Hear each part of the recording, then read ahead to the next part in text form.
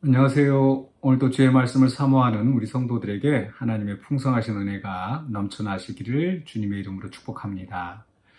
오늘 우리가 함께 나눌 하나님의 말씀은 고린도 후서 12장 19절로 13장 4절입니다. 제가 봉독하겠습니다. 너희는 이때까지 우리가 자기 변명을 하는 줄로 생각하는구나. 우리는 그리스도 안에서 하나님 앞에 말하노라. 사랑하는 자들아, 이 모든 것은 너희의 덕을 세우기 위함이니라. 내가 갈 때에 너희를 내가 원하는 것과 같이 보지 못하고 또 내가 너희에게 너희가 원하지 않는 것과 같이 보일까 두려워하며 또 다툼과 시기와 분냄과 당짓는 것과 비방과 수군거림과 거만함과 혼란이 있을까 두려워하고 또 내가 다시 갈 때 내 하나님이 나를 너희 앞에서 낮추실까 두려워하고 또 내가 전에 죄를 지은 여러 사람의 그 행한 바 더러움과 음란함과 호색함을 회개하지 아니함 때문에 슬퍼할까 두려워하노라. 내가 이제 세 번째 너희에게 가리니 두세 증인의 입으로 말마다 확정하리라. 내가 이미 말하였거니와 지금 떠나 있으나 두 번째 대면하였을 때와 같이 전에 죄 지은 자들과 그 남은 모든 사람에게 미리 말하노니 내가 다시 가면 용서하지 아니하리라. 이는 그리스도께서 내 안에서 말씀하시는 증거를 너희가 구함이니 그는 너희에게 대하여 약하지 않고 도리어 너희 안에서 강하시니라. 그리스도께서 약하심으로 십자가에 못 박히셨으나 하나님의 능력으로 살아계시니 우리도 그 안에서 약하나 너희에게 대하여 하나님의 능력으로 그와 함께 살리라. 아멘. 덕을 세우는 관계라는 제목으로 오늘 본문을 함께 살펴보려고 합니다.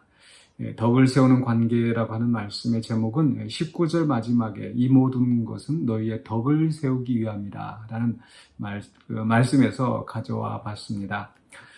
제가 한 3주 동안 출타하였다가 또 이렇게 오랜만에 새벽 묵상의 말씀을 나누는데 제가 이 바로 앞에서 나눴던 말씀 고린도서 12장 14절로 18절까지에서는 이 사랑의 관계를 위하여라는 제목으로 그 본문을 살펴보았습니다. 바울이 이제 세 번째 너의 가기를 준비한다 14절에서 세 번째 가기를 준비하면서 그들에게 폐를 끼치지 않고 즉 그들에게 부담을 지우지 않고 또 그 고린도 교회 성도들 그 사람들을 구하는 그런 이 바울의 모습을 볼 수가 있었죠. 또 마치 부모가 어린아이를 위하여서 그 양보하고 또 그 재물을 쓰듯이, 그렇죠? 그러니까 고린도 교회 성도들에게 재물을 구하는 것이 아니라 사실 바울은 이 선교를 하면서 이 물질적인 도움이 많이 필요한 상황이지만 이 고린도 교회 교인들에게 그것을 요구하지 않고 오히려 자기 일을 하면서 고린도 교회를 섬겼던 그런 모습이 있었습니다. 또 그 먼저 사랑하고 또 먼저 양보하고 항상 그러는 그 바울의 모습, 그러니까 사랑의 관계를 위하여서 이렇게 솔선수범하는 그런 바울의 모습을 볼 수가 있었습니다. 네, 그런데 이제 오늘 그 19절 이하에서 오늘 봉독한 말씀 13장까지 해서 13장 4절까지 해서 보면은 그 앞에 있는 내용과 상당히 좀 대조되는 부분을 찾을 수 있을 것 같아요. 즉 우리가 사랑의 관계를 위하여서 성도들이 이렇게 먼저 솔선수범하고 사랑하고 양보하고 이런 게 분명히 필요하지만 그렇다고 해서 항상 너무 이렇게 약한 존재로 그렇게 있지는 않다는 거죠. 그러니까 그 오늘 19절 이하에서 이 바울은 상당히 강하게 단호하게 대처하는 모습을 볼 수가 있습니다. 그래서 그 이유가 바로 이제 덕을 세우기 위하여서 강하게 대처하는 것을 볼 수 있는데 우리가 이 바른 관계를 유지하기 위해서는 한편으로 이렇게 양보하고 또 이제 사랑으로 베풀고 따뜻하게 할 때도 있지만 다른 한편으로 좀 냉정하게 또 단호하게 이렇게 접근해야 될 때도 있다라는 거죠. 즉 자신의 유익을 위하여서 유익을 취하기 위해서가 아니라 상대방의 덕을 세우기 위하여서 우리는 그러한 좀 때로는 단호한 태도를 취할 필요가 있다. 마치 부모가 자녀들을 대할 때 항상 너무너무 이렇게 그냥 사랑만 베풀어 준다고 해서 좋게만 해준다고 해서 그게 다 온전한 사랑이라고는 할 수는 없겠죠. 하나님은 사랑하심, 자비하심도 있지만 공의하심, 또 심판하신 하나님이 있는 것처럼 물론 우리가 누군가 다른 사람을 그렇게 심판하고 정죄하고 뭐 이럴 수는 없습니다만은, 그러나 분명히 잘못된 것에 대해서는, 또 부정적인 것들에 대해서는 또 단호하게 대처하는 게 필요하다는 거죠. 오늘 바울이 그러했습니다. 처음 시작부터 보면 19절에 너희는 이때까지 우리가 자기 변명을 하는 줄로 생각하는구나.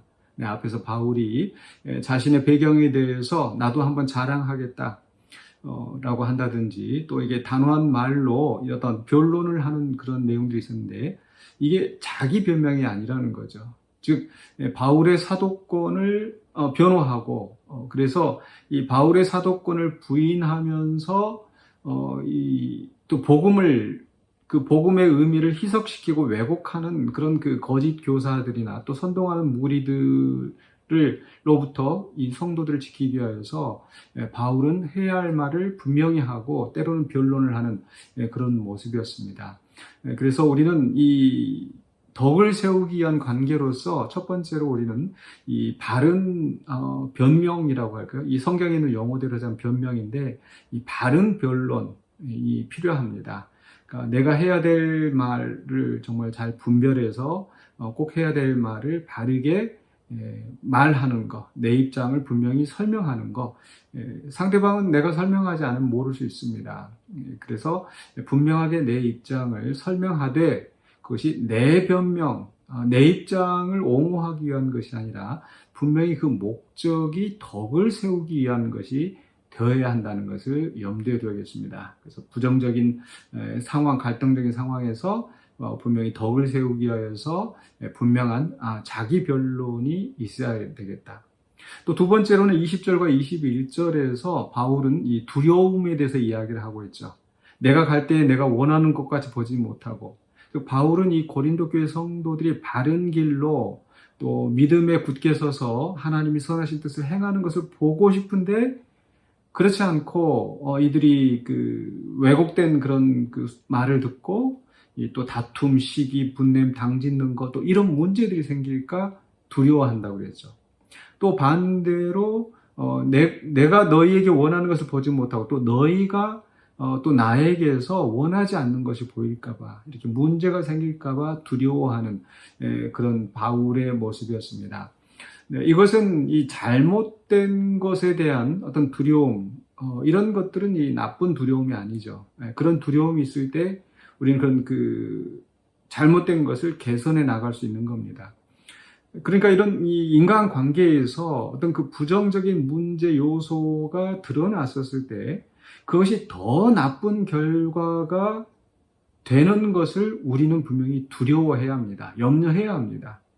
우리 물론 다른 말씀 속에서 아무것도 염려하지 말고, 그 염려하고는 이건 다른 상황인 거죠. 그러니까 뭔가 상대방이 잘못된 길로 간다든지, 또 관계가 비틀어지게 된다든지, 이런 것들에 대한 바른 두려움이 있어야 됩니다.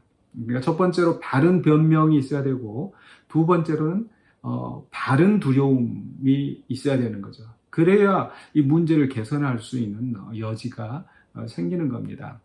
마지막으로 세 번째로 이제 13장에 가서 이제 내가 세 번째 너에게 가리니, 앞에서 계속 하고 있는 말씀, 이제 세 번째 가는 것을 지금 바울이 여러 번 이야기하고 있는데, 세 번째 가서는 두세 증인의 입으로 말마다 확정하리라.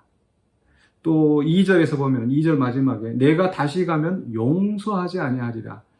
굉장히 단호한 말로 하고 있습니다.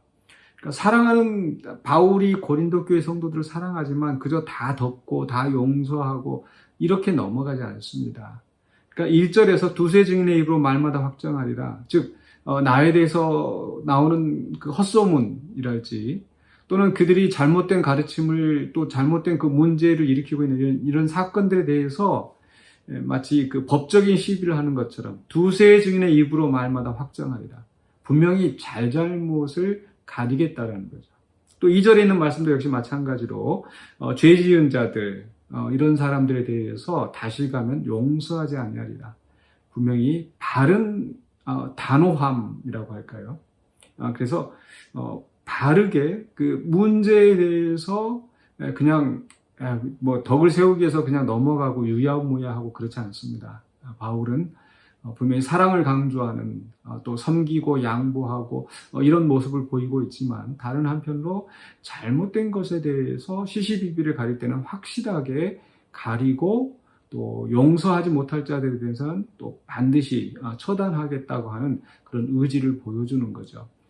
이것이 우리가 이제 바른 관계, 덕을 세우는 관계를 위해서 필요합니다. 사랑의 관계를 위해서 양보하고 수용하고 이런 것도 필요하지만 또 그것이 너무 또 극단적인 또 방종으로 가지 않도록 우리가 바른 변론 또 두려움, 바른 두려움 또 바른 단호함을 가지고 우리가 인간관계를 대할 필요가 있는 거죠. 특히 이제